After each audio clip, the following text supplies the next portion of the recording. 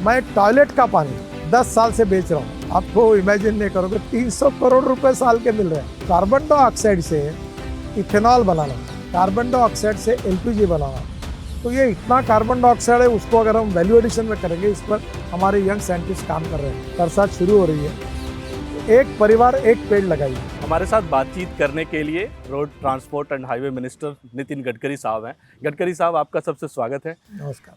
हमारा ये green champion जो मिशन है, इस मिशन में आपने प्लांटेशन किया, तो क्या मैसेज आप देना चाहते हैं? क्योंकि दिल्ली की, वैसे हम दिल्ली में बैठे हैं, दिल्ली में आमतौर पर कहा जाता है पॉल्यूशन भी बहुत ज़्यादा है, गर्मी भी बहुत लगती है। देखिए, पहली बात तो मैं आपका बहुत बहुत अभिनंदन करूंगा। ग्रीन चैंपियंस के रूप में आपने जो अभियान शुरू किया है, ये देश में भविष्य की आवश्यकता है।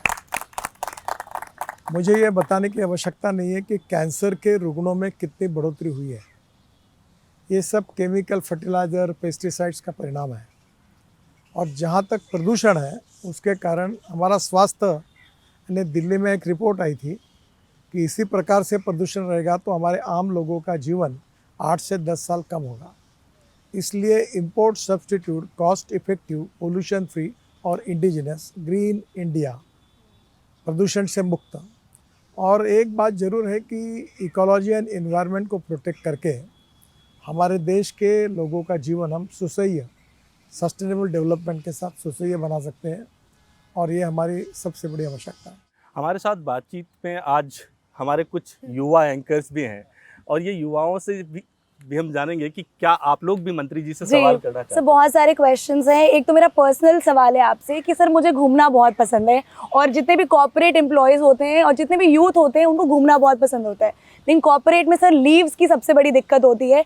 लेकिन ट्रांसपोर्ट के लिए, ट्रैवलिंग के लिए जो भी रोड्स और हाईवेज़ हैं, एक्सप्रेसवेज जो आगे बनाई जा रही है, ताकि हम चाहे अगर कश्मीर जा रहे हैं या फिर साउथ जा रहे हैं तो 2 दिन में हम घूम कर आ जाए, ताकि यहाँ पे हमें मैनेजर से डांट भी ना खानी पड़े और हम अपनी मस्ती और इन्जॉयमेंट भी कर सके। तो ये मैं आपसे जानना चाहूँगी, आगे और क्या क्या प्लान्स हैं आपके? अभी तो ऐसा है कि जहाँ तक आप देश में हम लोग करीब 40 green express highway access control बना रहे हैं।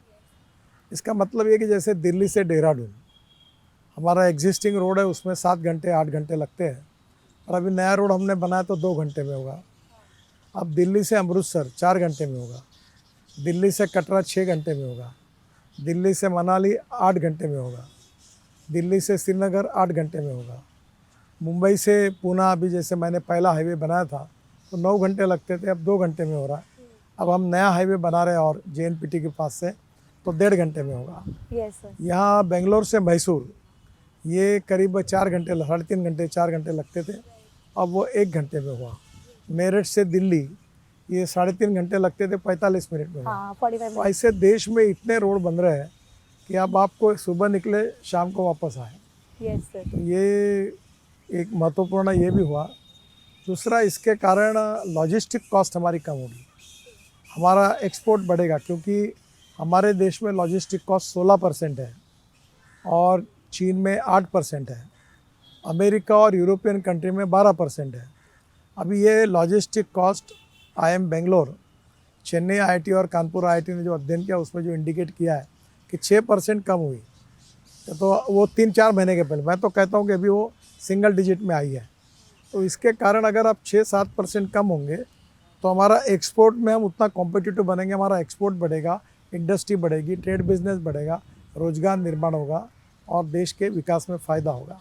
तो ऐसे बहुत सी बातें जो इसके परिणाम के रूप में आएगी। जैसे आप AI का किस तरीके से इस्तेमाल करते हैं? अभी रोड कंस्ट्रक्शन में AI का उपयोग हो रहा है कि उनने कौन सी लेयर लगाई, कितना मटेरियल डाला, उसके बाद रीडिंग क्या मिला, डायरेक्ट हमारे पास आ रहा है। रोड की अलाइनमेंट में हम AI का उपयोग कर रहे हैं। अब हमने अभी रोड का ऑडिटिंग शुरू किया, तो अभी AI सिस्टम से हो रहा है, तो हमारे सिस्टम में वो डायरेक्ट रडार चलता है, तो रोड में गड्ढे कितने पड़े हैं, क्वालिटी कैसी है, आजू बाजू में अतिक्रमण कितना किया है, ब्लैक स्पॉट्स कौन से हैं, रोड का ट्रैफिक जाम कहाँ हो रहा है, ये सब डिटेल अब हमारे पास तैयार है। आप देख सकते हैं, आप बोलो उस रोड का जाके आज तुरंत देख सकते हैं। हम जैसे लोग हैं, हमें स्पीडिंग बहुत पसंद है सर, उसके लिए हम देख रहे हैं इंफ्रास्ट्रक्चर भी है, रोड्स हैं, बिल्कुल हमारी भाषा में कहते हैं मलाई रोड्स है, इंफ्रास्ट्रक्चर है, हम महंगी महंगी बाइक्स खरीद रहे हैं, कार्स खरीद रहे हैं, लेकिन फिर भी प्रॉब्लम आती है ओवर स्पीडिंग के टैग चलान से। सर वो क्यों है इतनी स्पीड पे लिमिट? क्या हमें ऑप्शन मिल सकता है 200 किलोमीटर की ऐसी रोड्स, हाईवेज का? देखिए, हमारा देश वर्ल्ड में पहले नंबर पर है रोड एक्सीडेंट में। जी। हमारे यहाँ 5 लाख एक्सीडेंट होते हैं, 1,80,000 मौतें होती हैं। और इसका कारण ये है कि हमारे देश में लोग, इसे 4 कारण हैं: रोड इंजीनियरिंग, ऑटोमोबाइल इंजीनियरिंग। अभी हमने इकोनॉमिक मॉडल में भी 6 एयर बैग्स लाइक पूरे सुधार कर दिए, बस कोड बदल दिया, ट्रक कोड बदल दिया। प्रॉब्लम यह है कि लेन डिसिप्लिन का पालन नहीं करते, और आप जब गाड़ियाँ चलाते तो ऐसी घर के जाते हैं। तो ये इससे बहुत एक्सीडेंट्स हो रहे हैं। और जो लेन डिसिप्लिन का अगर हम पालन करेंगे, हम लोग रास्ते के बीच में से कहीं भी क्रॉस नहीं करेंगे, हाँ जी। रेड सिग्नल होगा तो रुकेंगे, हाँ जी। हम हेलमेट नहीं पहनते। हेलमेट न पहनने से कम 30,000 लोगों की केवल मौतें इसलिए हुई है कि हेलमेट नहीं करते। हम लोग बेल्ट नहीं लगाते, इसके कारण हमारी मौतें हुई है। आप कम से कम 30,000 लोग अगर बेल्ट लगाते तो मौतें नहीं होती हैं। जी। हम मोबाइल फ़ोन पर रख के बात करते हैं। तो ये जो ऐसा है कि रोड इंजीनियरिंग, ऑटोमोबाइल इंजीनियरिंग में हमने सुधार किया, पर इसके साथ साथ हमें इन्फोर्समेंट का जो कानून है वो हमने स्ट्रिक्ट कर दिया, जिसकी आप तकरार कर रहे हैं। जी। तो ये करने के बाद भी लोग नियम का पालन नहीं करते हैं। तो हमारे यहाँ समस्या है कि कानून के प्रति डर भी नहीं और सम्मान भी नहीं। आप अगर विदेशों में जाओगे तो आप रास्ते पे खड़े हैं तो उधर से वो गाड़ी रुक जाती है। जी, यहाँ इस प्रकार का कानून के प्रति कोई डर ही नहीं है, डिसिप्लिन नहीं है। और इसके कारण लोग कहीं भी क्रॉस करते, कहीं भी जाते, एक्सीडेंट्स हो रहे हैं। हम वर्ल्ड में पहले नंबर पर है। इसलिए जिस दिन लोग सब नियमों का पालन करेंगे और वातावरण परफेक्ट होगा तो आपकी स्पीड बढ़ाने में कोई अड़चन नहीं। जी, पर लोग बीच में घुसते रहेंगे और आप स्पीड से आएंगे और लोग मरते रहेंगे। इसके लिए अभी हम लोग वो स्पीड का कंट्रोल रखा है। सर पहले डिसिप्लिन पे काम करें। देखो, ह्यूमन बिहेवियर, कानून के प्रति सम्मान और डर, ये नहीं है, ये बड़ी समस्या है। इसलिए भी हमने रोड सेफ्टी के कार्यक्रम किए, उसके ट्रेनिंग प्रोग्राम्स कर रहे हैं। रोड सेफ्टी का एक गीत है शंकर महादेवन का, बहुत सुंदर, अमिताभ बच्चन है, अक्षय कुमार है, सब लोग कार्यक्रम में आते हैं। अब हम बच्चों को समझा रहे हैं कि अगर आप रोड नियमों का पालन करोगे तो आपकी जान बचेगी, अदरवाइज नुकसान होगा। अब देखो, आप सोचो, जिनके घर में यंग लड़के हैं, इंजीनियर, डॉक्टर, वो मर गए, उन घर पे क्या बीती होगी। अभी हमने एक नया स्कीम किया जो आपको मैं कहूँगा कि आप ज़रूर इसका भी प्रचार करके अपनी मदद करिए, कि अगर कोई आदमी एक्सीडेंट होती हुई उसको बचाएगा और हॉस्पिटल पहुँचाएगा तो उसको हम राहवीर करके घोषित करके 25,000 रुपये अवार्ड देंगे। और जो हॉस्पिटल में पहुँचाएगा, उस हॉस्पिटल में मैक्सिमम 7 दिन का जो खर्चा है 1.5 लाख रुपए तक, वो 1.5 लाख रुपए का खर्चा हम सहन करेंगे ताकि उसकी जान बचे।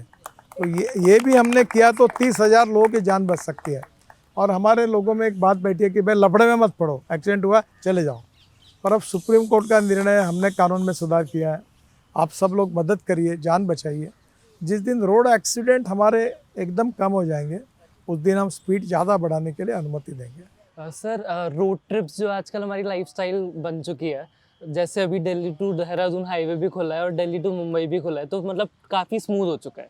But sir as a youth जब हम कहीं भी जाते हैं तो जो टोल प्राइसेस है वो थोड़े से एक्सपेंसिव है, एंड जो गवर्नमेंट है वो स्टूडेंट्स को स्टूडेंट आईडी कार्ड पे काफ़ी डिस्काउंट्स देती है, बाकी चीज़ों में भी, जैसे ट्रेन रिजर्वेशंस या फिर कहीं भी अगर आप घूमने जा रहे हैं। तो सर एज यूथ अगर हमें भी कुछ डिस्काउंट मिल जाए इस पे टोल्स वगैरह के ऊपर, या कुछ अगर आप फ्री कर सके यूथ के लिए जो रोड ट्रिप्स में जाना पसंद अभी है। 1-2 दिन पहले ही हमने करीब, अभी धीरे धीरे शुरू होगा, करीब 100 टोल नाके को हमने बैरियर बेस किया है, लेस किया है।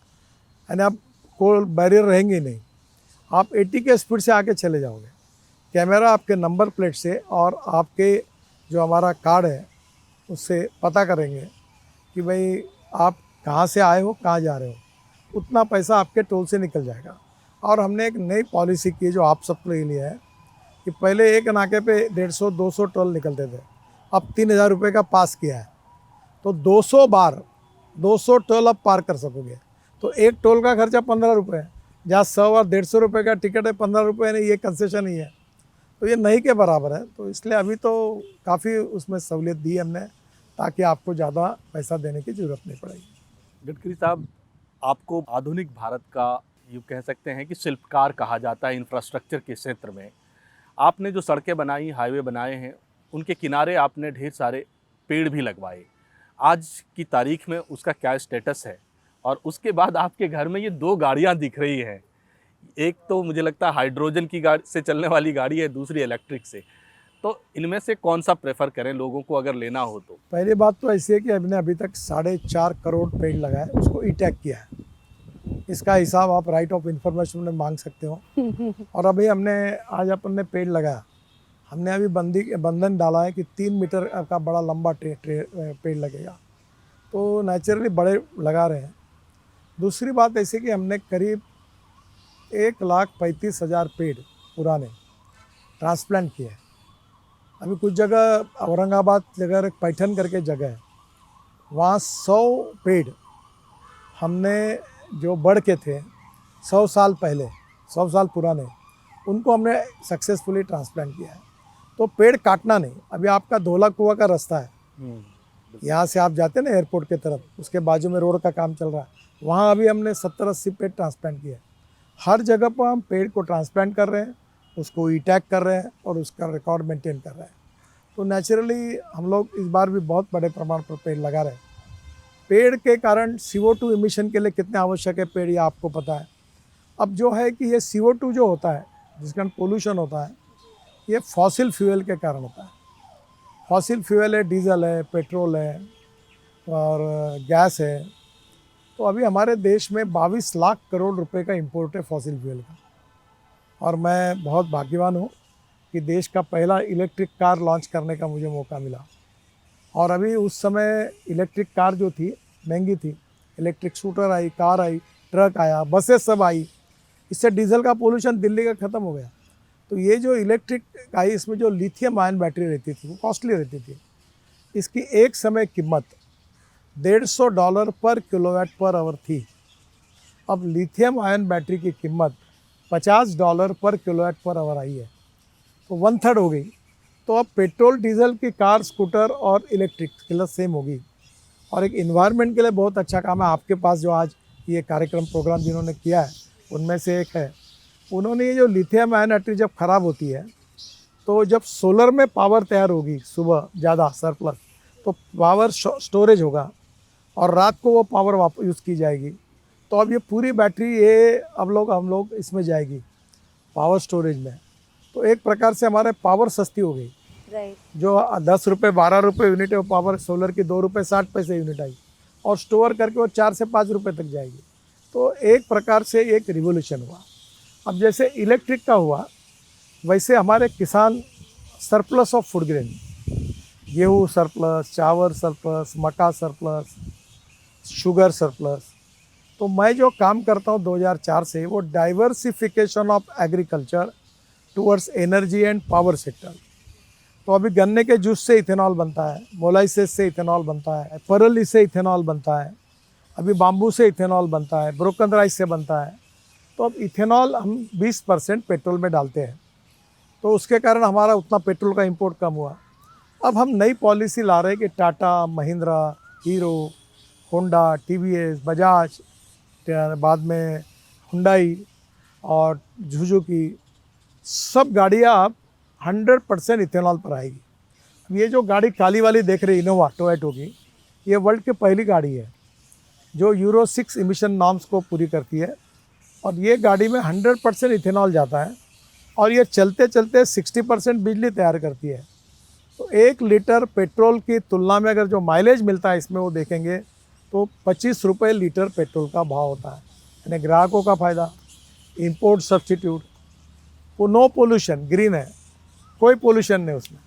तो मैं आपको ये बताऊंगा कि आप हमारा देश स्वदेशी स्वावलंबन के आधार पर आत्मनिर्भर भारत बनाना है, तो 22 लाख करोड़ का इंपोर्ट हमको बंद करना है। और किसान को हमने केवल अन्नदाता नहीं बनाया, अन्नदाता से ऊर्जादाता बनाया, ऊर्जादाता से ईंधन दाता बनाया, ईंधन दाता से हाइड्रोजन दाता बनाया, हाइड्रोजन दाता से हवा ईंधन दाता बनाया। और किसान अब ये परली से हम बायो बिटुमिन बना रहे हैं। मैंने 23 लोगों को लाइसेंस दिया। सेंट्रल रिसर्च रोड ऑर्गेनाइजेशन ने ये प्रयोग किया। हमने 1 किलोमीटर का रोड बनाया और ये डांबर भी अब किसान बना रहा है, तो डांबर दाता भी बन गया। हवा ईंधन, ये पानीपत में एक प्रोजेक्ट इंडियन ऑयल ने डाला है, जिसमें परली से 1 lakh litre ethanol, 150 ton bio bitumen और 78,000 टन पर ईयर हवाई ईंधन तैयार हो रहा, ताकि हवाई जहाज इस पर चलेंगे, पराली जलेगी नहीं, वेस्ट में वैल्यू क्रिएट होगी। और जो तीसरी कार है वो हाइड्रोजन की है। हाइड्रोजन 4 प्रकार का है। ब्लैक हाइड्रोजन कोयले से होता है, ब्राउन हाइड्रोजन पेट्रोलियम से होता है, और ग्रीन हाइड्रोजन पानी से और कचरे से होता है। और ये ग्रीन हाइड्रोजन हमारा भविष्य है। ये जो गाड़ी है जो हाइड्रोजन पे चलती है, मर्सिडीज जैसी है मस्त, और इसमें कोई धुआं नहीं, पोल्यूशन नहीं, कुछ नहीं। और इसकी विशेषता ये है, इसका नाम है मिराई। मिराई ये जापानी वर्ड है, मिराई मीन्स भविष्य, ये भविष्य है।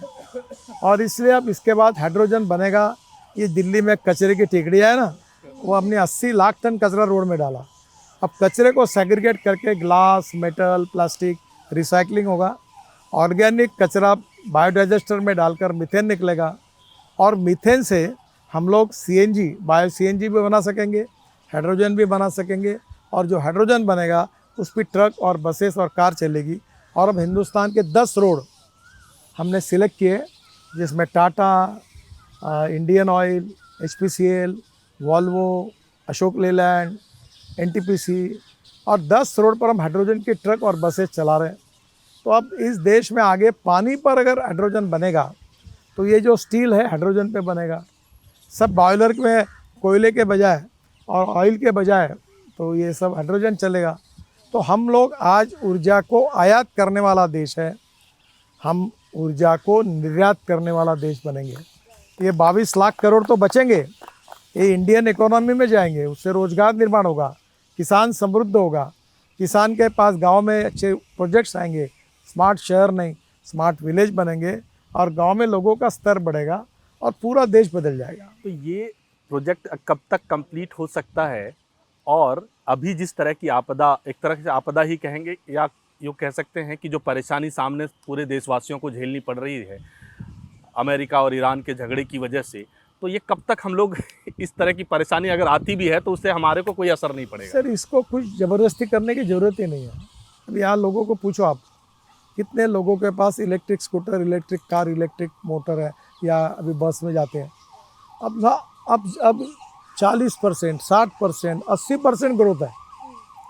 यानी आप इलेक्ट्रिक स्कूटर अगर लेंगे, अभी एक मैंने इलेक्ट्रिक ट्रक का लॉन्च किया कि कांडला, मुद्रा और JNPT से कंटेनर आता है सोनीपत, बख्शी एंड कंपनी है, और हमारे साउथ में रेणुका शुगर वाले, उन्होंने वो ट्रक बनाया है।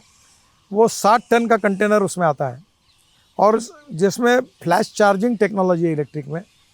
अब वैसे दूसरी टेक्नोलॉजी है स्वैपिंग। तो ट्रक में एक बैटरी है, और वो डालकर वो चार्ज की हुई 180 किलोमीटर जाती है, फिर पेट्रोल पंप से फिर रुकते, फिर डालती है।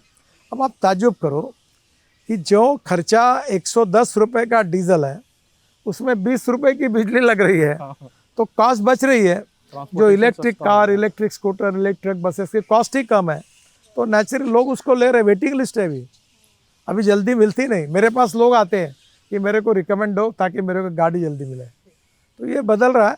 और अभी अब एग्रीकल्चर इक्विपमेंट और कंस्ट्रक्शन इक्विपमेंट में भी आया। अभी ट्रैक्टर है मेरे पास, अभी मेरे पास आयशर का एक ट्रैक्टर आया, वो CNG और डीजल पे चलता है। फिर मेरे पास इलेक्ट्रिक का ट्रैक्टर है, मेरा घर खेत में सोलर है, मैं वो लगाता हूँ, 2 घंटे ट्रैक्टर चलता है फुकट में। ट्रैक्टर में डीजल नहीं, खर्चा ही नहीं। अब इलेक्ट्रिक का ट्रैक्टर आ रहा है, और अभी फ्लेक्स इंजन का ट्रैक्टर आ रहा है कि जिसमें ये इथेनॉल चलेगा, और इथेनॉल के साथ CNG चलेगा, और फ्लेक्स इंजन पर वो चलेगा। तो आप समझ लीजिए कि अभी देश में इसमें 1 लाख रुपए किसान की ट्रैक्टर के पीछे बचत है। अब जो हार्वेस्टर है, जैसे कोई गन्ने का हार्वेस्टर है, मक्के का हार्वेस्टर है, राइस का है या गेहूँ का है, ये सब जो इंजन है वो डीजल के बजाय फ्लेक्स इंजन बनेगा, इलेक्ट्रिक पर बनेगा। कंस्ट्रक्शन के इक्विपमेंट है, हज़ारों करोड़ लीटर डीजल लगता है, वो सब अल्टरनेटिव और बायोफ्यूल पे आएंगे। ये टेलीकम्युनिकेशन के टावर है, ये 450 करोड़ लीटर डीजल फूकते हैं। अब वो सब इथेनॉल पे आएगा, तो वो होगा। दूसरा, जैसे इथेनॉल 100% आ रहा है, वैसे प्रयोग शुरू है, लगभग काफ़ी सक्सेस उसमें मिला है। अभी सरकार ने अभी तक मान्यता नहीं दी है। सर तो एक ये बता देता हूँ कि इथेनॉल से आइसोब्यूटेनॉल बनता है, और isobutanol is a alternative of diesel. तो हम लोग आइसोब्यूटेनॉल के इंजन बना सकते हैं, या आइसोब्यूटेनॉल डीजल में भी डाल सकते हैं। मैंने किर्लोस्कर कंपनी का जनरेटर सेट 100% आइसोब्यूटेनॉल और 100% इथेनॉल पर लॉन्च किया। बढ़िया चल रहा है, नो पोल्यूशन, इंपोर्ट जीरो। तो अब ये जो रिवोल्यूशन हो रहा है, इससे एक समय ये 22 लाख करोड़ का इंपोर्ट समाप्त होगा। दिल्ली में जो प्रदूषण है, जो 40% प्रदूषण के लिए मैं जिम्मेदार हूँ ट्रांसपोर्ट मंत्री होने के नाते, वो प्रदूषण खत्म हो जाएगा और इसका जो बेनिफिट है वो किसान को मिलेगा, उसको अच्छे भाव मिलेंगे। केवल हमने मक्के से इथेनॉल की अनुमति दी तो मक्के का भाव 1200 रुपये क्विंटल था कमर्शियल प्राइस, और एमएसपी 1800 रुपये क्विंटल थी। पर जैसे ये किया तो 2800 रुपये क्विंटल मक्के का हुआ और उत्तर प्रदेश और बिहार के किसानों के जेब में 45,000 करोड़ रुपए गए। तो ये जो फ़ायदा है, इससे देश का आत्मनिर्भर भारत और निश्चित रूप से एक स्ट्रॉन्ग इकोनॉमी बनाने में हमें इसका फ़ायदा होगा।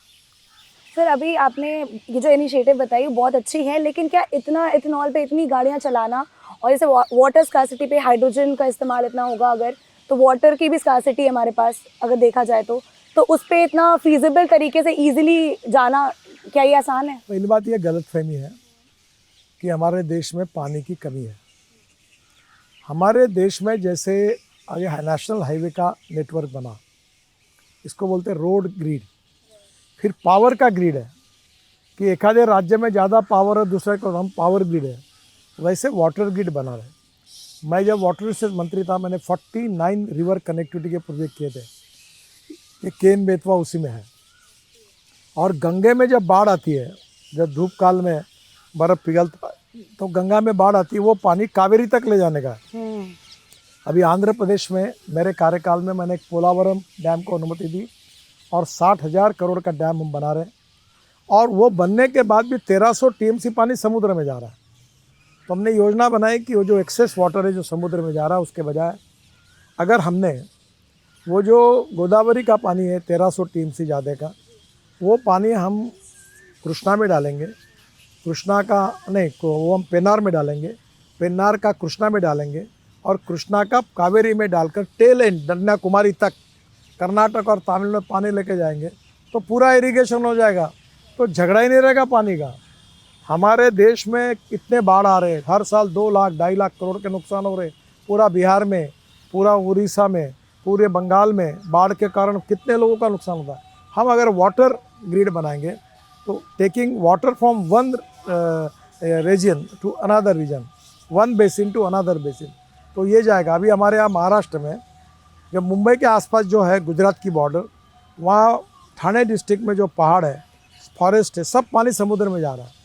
वो वहाँ से गोदावरी निकलती है, वो पानी हम गोदावरी में डालेंगे और वो पानी नासिक, अहमदनगर होकर अनेक डैम में डालकर, जैसे आप बोलते हैं ना कि यहाँ पानी ज़्यादा होगा उस डैम में डालेंगे, उधर का उधर डालेंगे, तो पानी स्टोरेज करेंगे तो कोई नहीं। दूसरी बात, आप मेरी बात पर बिल्कुल विश्वास रखो, इसका कारण मुझे 17 डॉक्टरेट्स मिली है, डिलीट, मैं डॉक्टर नाम लगाता नहीं हूँ, मैं इतना विद्वान नहीं हूँ। 7 मुझे मिली है वाटर कंजर्वेशन पर। ओके। और उसमें वाटर कंजर्वेशन का अर्थ ऐसा है कि दौड़ने वाले पानी को चलने के लिए लगाओ, चलने वाले पानी को रुकने के लिए लगाओ, और रुके हुए पानी को ज़मीन को पीने के लिए लगाओ। गांव का पानी गांव में, खेत का पानी खेत में, और घर का पानी घर में। अब मैं विदर्भ से आता हूँ, वहाँ 10,000 किसानों ने आत्महत्या की। अभी मैंने पंजाबराव कृषि विद्यापीठ में 36 तालाब बनाए, वेटरनरी यूनिवर्सिटी में 9 तालाब बनाए, बुल्डाना अजिंठा रोड को पूरा उसका खोलीकरण रुंदीकरण करके एग्रीगेट निकाल के रोड में यूज़ किया, तालाब बनाए, और इतने बड़े प्रमाण पर काम हुआ है कि अब वहाँ गाँव में पानी पानी है। अब ये प्रतापराव जाधव आयुष्य के मंत्री है बुल्डाना से, मैंने उनको पूछा कैसा है आपके आदमी, ठीक है? बोले आप 3-3 क्रॉप ले रहे हैं। जहाँ 17,000 लोग माइग्रेट होते थे वहाँ से, धनगर कम्युनिटी के, अब वो वहीं रहते हैं क्योंकि 3 क्रॉप ले रहे हैं मक्के का, और उनका इनकम बढ़ गया, गरीबी दूर हुई। तो आज हमारे पास, जैसे मैं आपको कहता हूँ कि अभी ये समझो आज आप नौकरी कर रहे हैं, आफ्टर 60 आप रिटायर्ड होंगे, तो आज आप क्या करते हो? इंश्योरेंस निकालते हो, पीएफ में पैसा जमा करते हो, आपका पैसा आप बैंक में डिपॉजिट करते हो, 60 साल के बाद आपको 20-25 लाख रुपए मिलते हैं। यही बात मैं कह रहा हूँ कि ज़मीन के अंदर पानी को डिपॉजिट करो, डिपॉजिट बढ़ाते जाओ, जब ज़रूरत लगी तो पानी। मेरे घर पर 3 कुएँ हैं और 7.5 हॉर्स पावर के 3 सोलर पंप हैं। पहले 1 घंटा पंप चलता था, अभी इस समय अप्रैल मई में मेरे यहाँ दिन भर पानी है, डीप है, 60 एकड़ ज़मीन पूरी इरीगेटेड है, क्योंकि मैंने आजू बाजू के नालों का खोलीकरण किया और बरसात में वो पानी ज़मीन के अंदर डिपॉजिट करवाया और उसके कारण मेरे यहाँ पानी पानी है। ये क्या है, ये आपके यहाँ पंजाब हरियाणा में पानी है तो आप ये दुख नहीं समझोगे, पर गुजरात, राजस्थान, महाराष्ट्र, कर्नाटक, आंध्र, तेलंगाना, उड़ीसा, छत्तीसगढ़, मध्य प्रदेश, वहाँ में 450 फुट नीचे पानी है।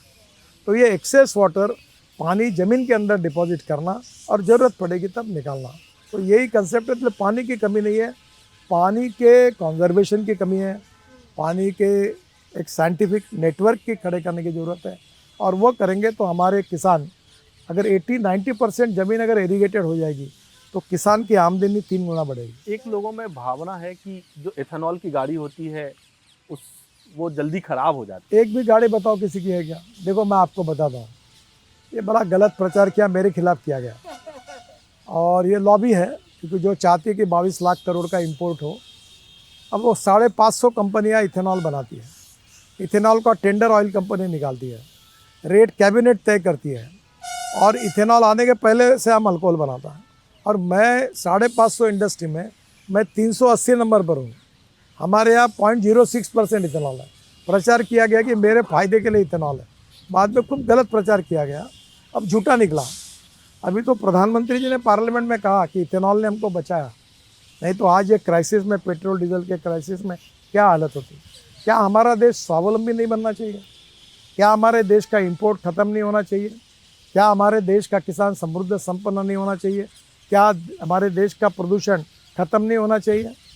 और ये अगर हमारे पैरों पर खड़े रहेंगे और ख़त्म होगा तो ये देश आत्मनिर्भर भारत बनेगा, विश्व की ताकत बनेगा, $5 ट्रिलियन की इकोनॉमी बनेगा और गांव, गरीब, मजदूर, किसान, इनका कल्याण होगा।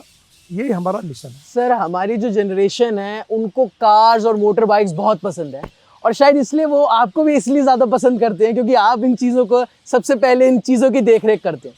लेकिन सर थोड़ा प्रैक्टिकलिटी से अगर हटें तो इमोशनल अगर लेवल पे आएँ तो हम नहीं चाहते कि हमारी जो कार्स हैं हमें उनको हटाना पड़े, उनको स्क्रैप करना पड़े। इसके लिए कोई एक उपाय हो सकता है? क्योंकि अगर कहीं ना कहीं इमोशनल लेवल से हम जुड़ जाते हैं, कार हार्ट ब्रेक्स होते हैं हमारे।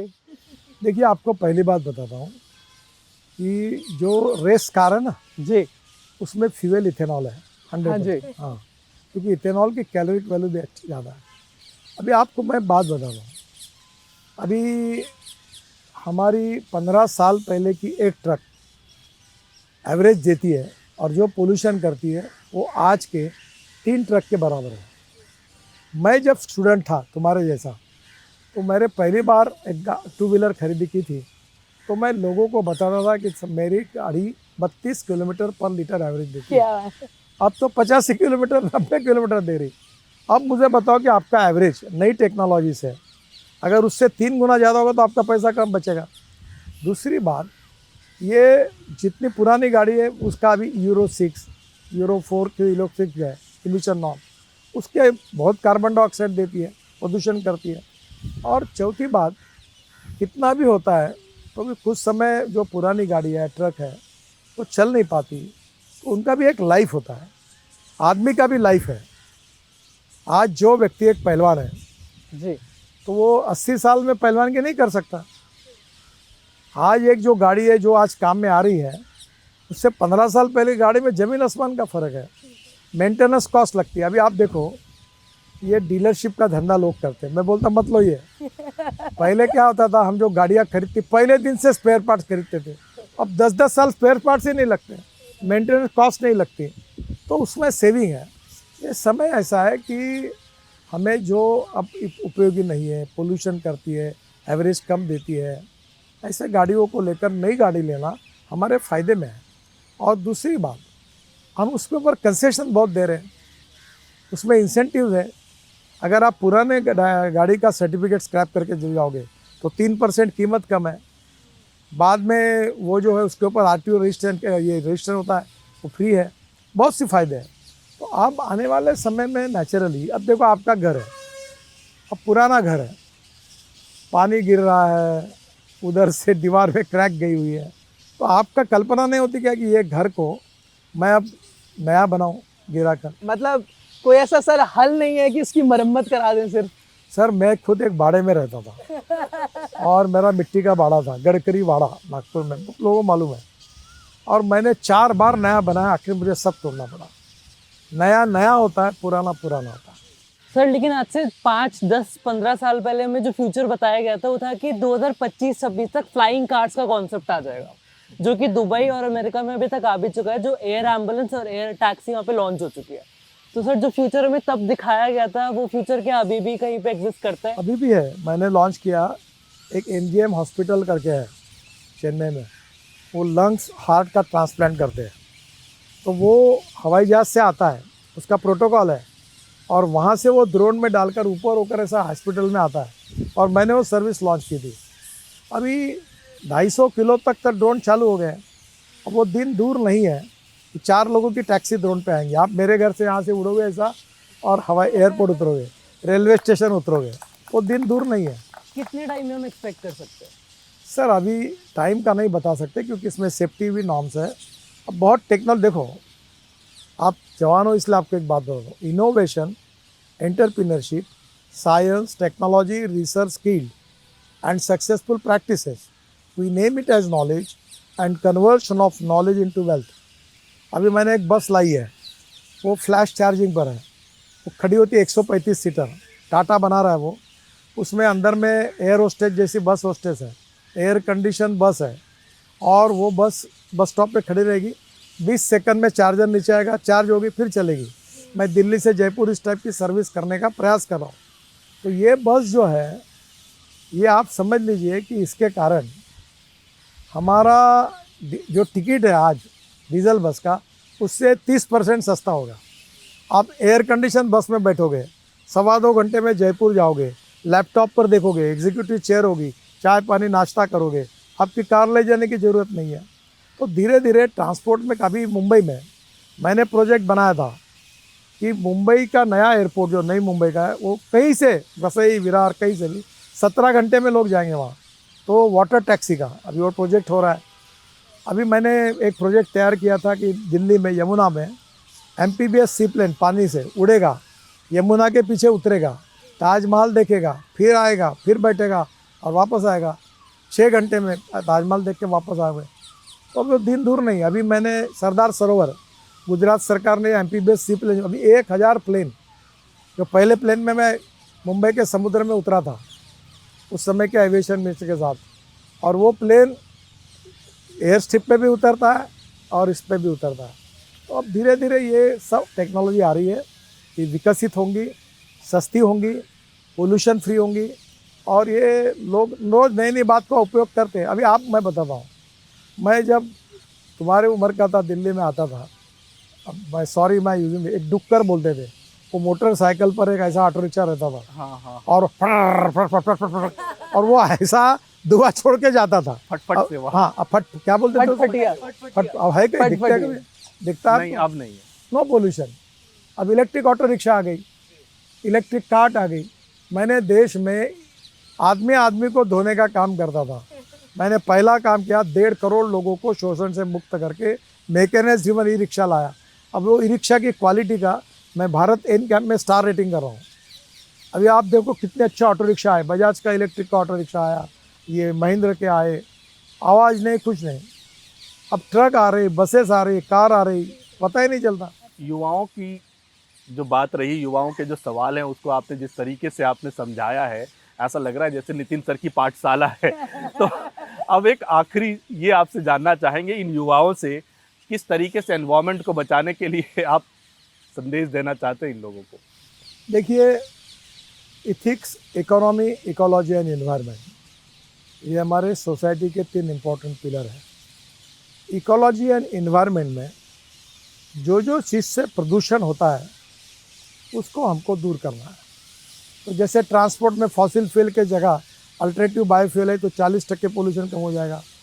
अब परली से ये बायोमास से 4000 प्लांट आ रहे, 400 का काम शुरू है, 180 शुरू हो गए, वो बायो CNG बना रहे हैं।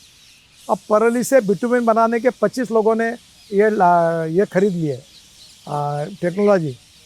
अब धीरे धीरे परली जलेगी नहीं तो प्रदूषण कम होगा। फिर हमको पेड़ लगाने चाहिए।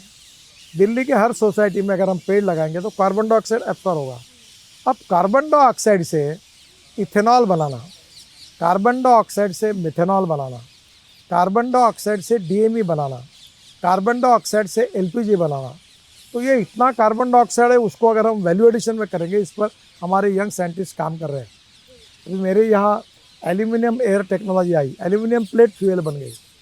तो एक यहाँ के हमारे आईआईटी के लड़के को फोर्ड कंपनी ने अवार्ड दिया अमेरिका में।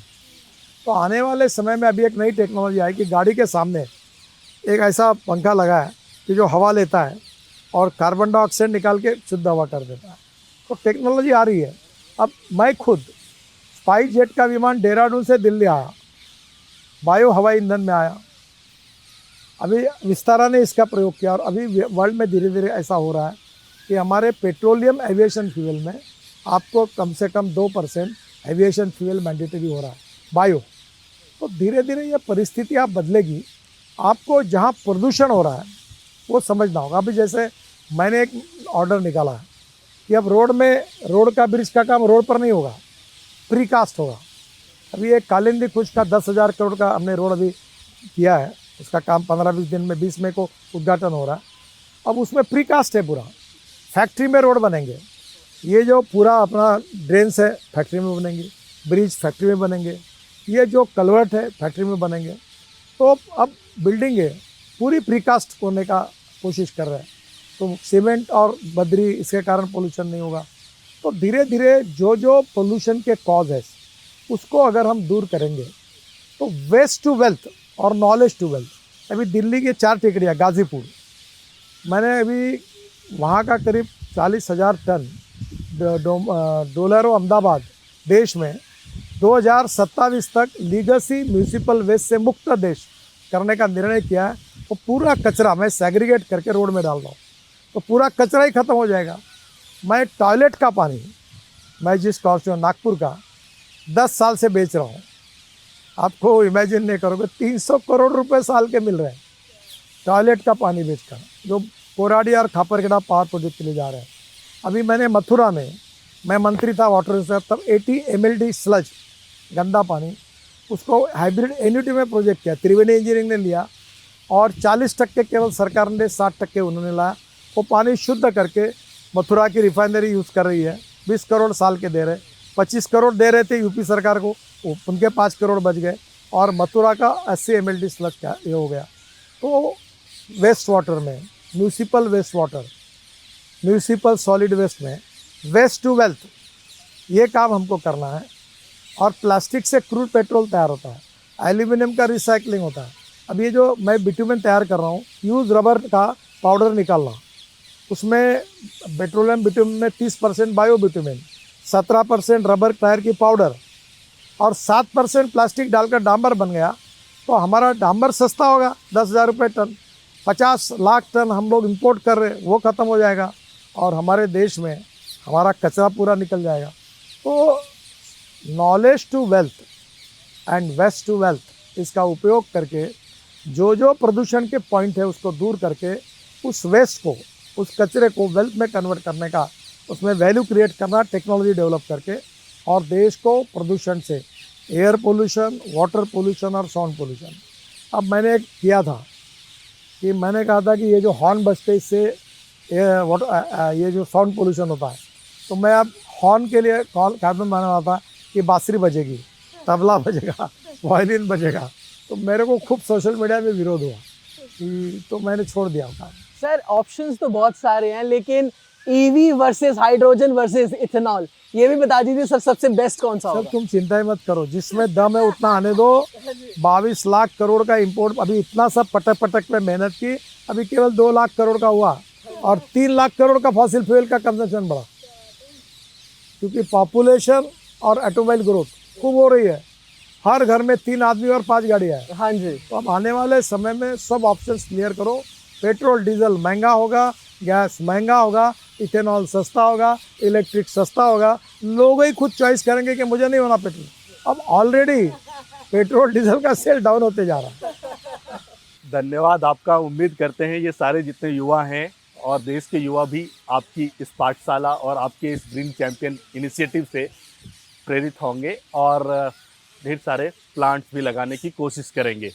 मेरे एक रिक्वेस्ट है, आप जिस सोसाइटी में रहते हैं, अभी बरसात शुरू हो रही है, तो एक परिवार एक पेड़ लगाइए और उसको मेंटेन करिए। अगर आप सब लोगों ने मिलकर अगर पेड़ लगाए बड़े, तो इतना CO2 चला जाएगा, कम हो जाएगा। और CO2 का वैल्यू एडिशन का भी प्रयास हो रहा है, तो आपने अगर ये कम कर दिया तो हमारा जीवन सस्टेनेबल बनेगा। आप देखो, आप कभी कश्मीर में जाओ, कितना अच्छा लगता है, यानी हवा ऐसी लेना है, रसगुल्ला खाने जैसा लगता है। और यहाँ दिल्ली में देखो कैसा है। इस स्थिति को बदलने के लिए आप लोग ज़रूर पेड़ लगाइए, ये मेरा आपसे अनुरोध है। धन्यवाद। Thank you.